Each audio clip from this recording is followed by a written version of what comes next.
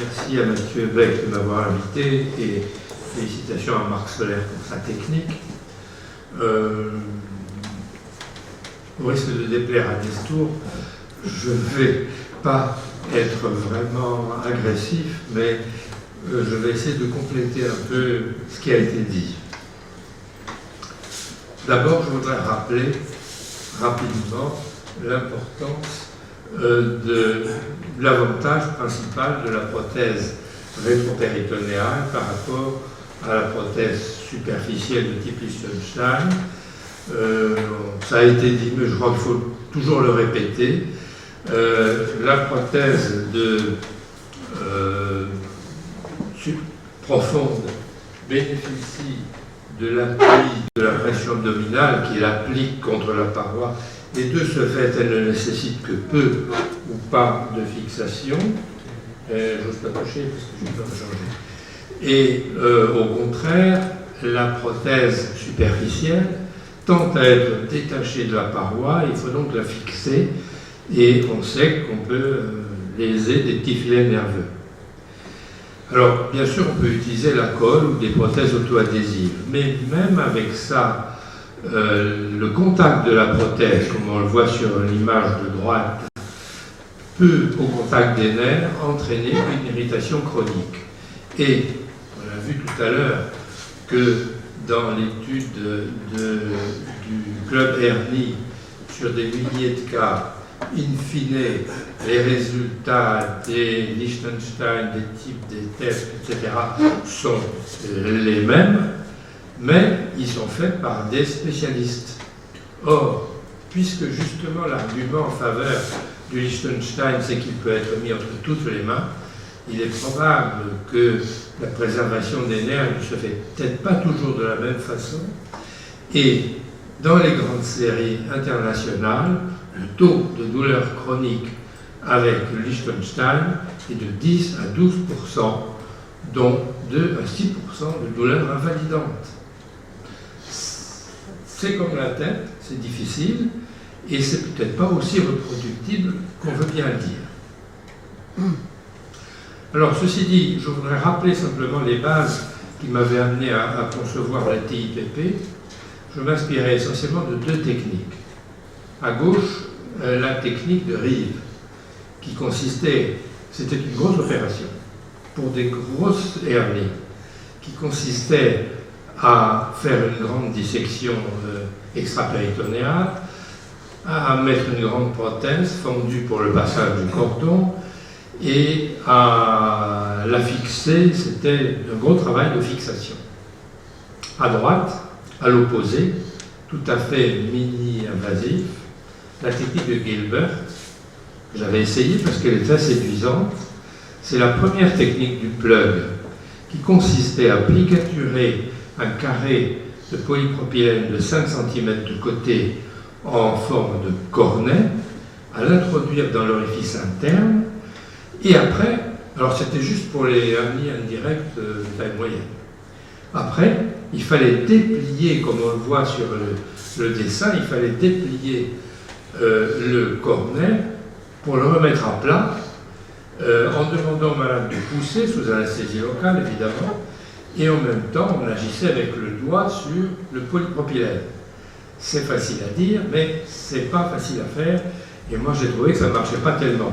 Et c'est d'ailleurs ce qui a amené Rulko et Robitz à faire le plug avec sa forme définitive et avec les inconvénients qu'on connaît liés au trop grand volume de matériel. Alors, l'idée de la type, c'était d'introduire la prothèse à travers l'orifice hernière, qu'il soit indirect ou direct, de la déployer à travers l'orifice hernière, dans l'espace avasculaire que l'on voit bien entre le fascia et la graisse, les vaisseaux étant dans la graisse, il y a un espace pratiquement avasculaire. Pour cela, j'avais conçu la prothèse Polysoft qui était équipée d'un cerclage de polyéthylène fin non résorbable, évidemment, parce qu'à l'époque, on n'avait pas la technologie, et aujourd'hui, elle est remplacée par la Ronflex, qui est équipée d'un cerclage résorbable. La prothèse, on voit l'orifice inguinal profond, les vaisseaux épigastriques. On passait dessous. Au début, je fondais la prothèse et après, suivant Rive, et après, comme d'autres chirurgiens, j'ai procédé par pariétalisation du côtre. Cette technique a fait l'objet de quelques évaluations, et en particulier une étude randomisée par les Hollandais qui a comparé le type au Liechtenstein, significativement moins de complications, beaucoup moins, reprise d'activité beaucoup plus rapide, beaucoup moins de douleurs chroniques et de troubles de la sensibilité. D'autres études ont montré aussi qu'il y avait une meilleure qualité de vie. La même équipe de Koning en Hollande et Jean-François Gillon et Cholet à Paris. Si on me donne une minute, je voulais citer juste la trêpe qui ressemble un peu au Ougahari et qui consiste par une toute petite incision transversale sus-pubienne à passer entre le muscle rectus qui n'est pas coupé et le vaisseau épigastrique et à déployer cette prothèse. Je vous remercie pour votre attention.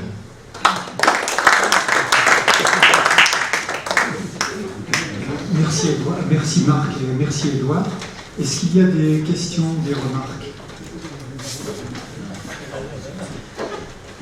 C'est pas mon métier, et bien j'ai écouté plusieurs présentations remarquables qui s'adressaient à des chirurgiens. Je me dis, vis-à-vis des patients, 50% des gens habitent dans l'agglomération de moins de 10 000 habitants. Alors quand vous êtes dans une sous-préfecture de 6 000 habitants, qu'est-ce que vous proposez à ce patient qui a une hernie?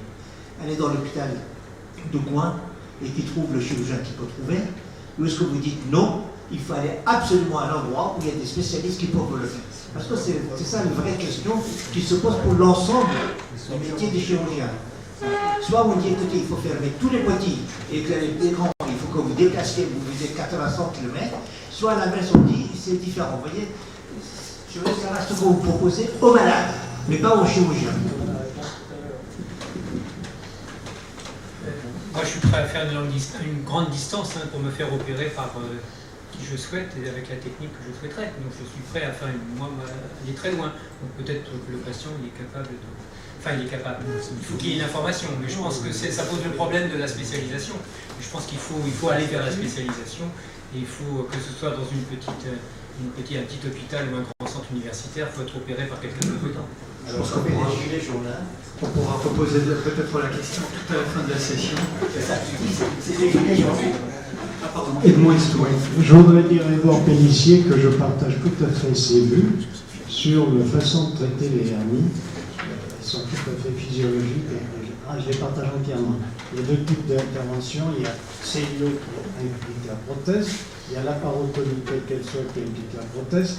Et dans la laparotomie, il y aura toujours probablement possible lésion nerveuse pour les douleurs immédiates et pour les douleurs tardives, un conflit entre la prothèse et les petits nerfs qu'on ne voit pas toujours. Mais on a ici François Dubois, qui n'est pas là aujourd'hui, c'est exceptionnel, qui a fait des vésicules pendant des années avec une incision de 4 cm, et puis il a vu un jour la cellule, et alors il a compris, et il n'a jamais plus refait de mini-laparotomie. Et l'opération que vous faites, c'est tout à fait une tête. Je suis très admiratif. Je ne vois pas la différence avec une TEP si ce n'est que sous-locale, mais moi j'avais des anesthésistes qui, au bout de quelques années, préféraient pour leurs malades, même les malades âgés, une bonne anesthésie générale à une anesthésie locale. J'ai eu des ennuis avec l'exilo, avec les rachines, mais ça c'est un autre problème. Et donc je pense que c'est un peu une petite marche arrière de refuser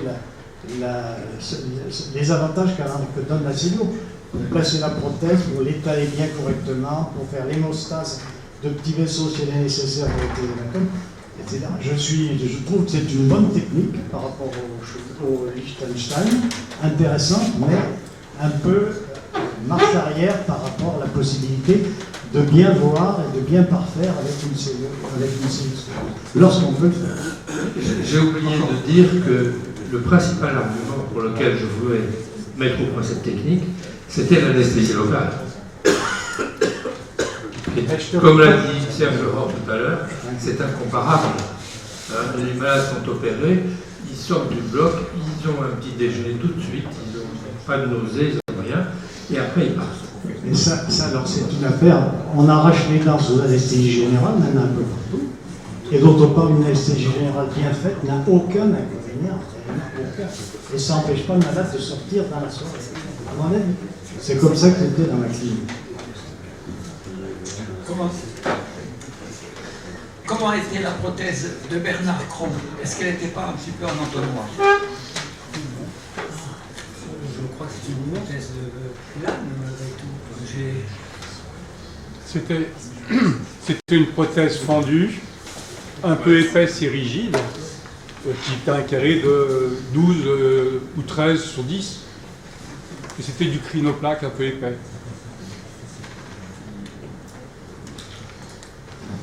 Bien. Une dernière question. Alors s'il n'y a pas de questions, vous remarquerez qu'on a eu des exposés remarquables qui emportent la conviction pour deux techniques qui sont totalement différentes, totalement opposées. On va voir maintenant une variante de cette dernière technique que vous avez vue avec la prothèse postérieure, cette fois mise en place par célioscopie.